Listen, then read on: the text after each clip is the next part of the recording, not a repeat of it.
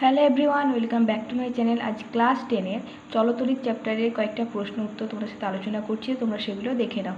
প্রথম প্রশ্ন কি আছে, এলইডি এর পুরো কথাটা কি?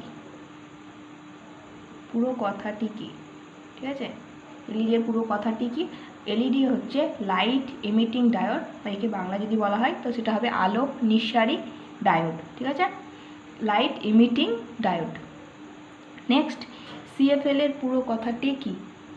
Compact fluorescent lamp, compact fluorescent lamp.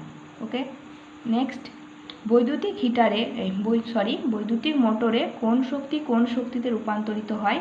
মোটরে কোন শক্তিতে রূপান্তরিত হয়? তড়িৎ শক্তি, যান্ত্রিক শক্তি বা গতিশক্তিতে রূপান্তরিত হয়। ঠিক আছে, বৈদ্যুতিক মোটরে তড়িৎ শক্তি যান্ত্রিক শক্তিতে রূপান্তরিত হয়, যান্ত্রিক শক্তি বা গতিশক্তি। গতিশক্তি এক প্রকারের যান্ত্রিক শক্তি। ঠিক আছে, নেক্সট, বার্লো চক্রের ঘূর্ণন কোন নিয়ম অনুযায়ী হয়? এটা ফ্লেমিংয়ের বাম হস্তের নিয়ম অনুযায়ী বার্লো চক্রের ঘূর্ণনটা হয়। ঠিক আছে, ফ্লেমিংয়ের বাম হস্ত নিয়ম। নেক্সট, বৈদ্যুতিক জেনারেটরে কোন শক্তিতে রূপান্তরিত হয়?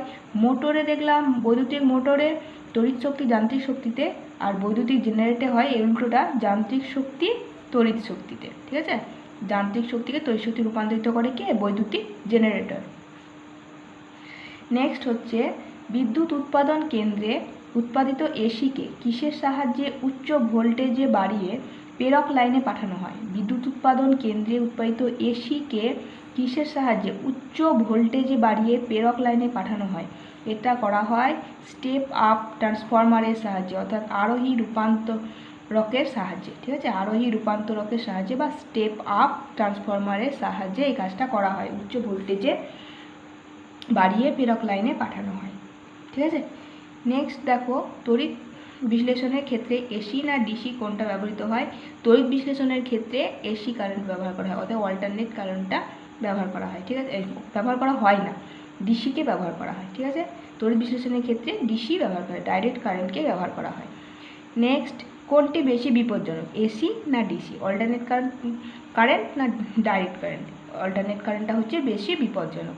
ঠিক আছে, তো আজকে এই কয়েকটা প্রশ্নই তোমাদের সাথে আলোচনা করলাম, উত্তরগুলো নিয়ে। দেখা হবে নেক্সট ক্লাসে, ততক্ষণের জন্য তোমরা ভালো থেকো, সুস্থ থেকো। Thanks for watching.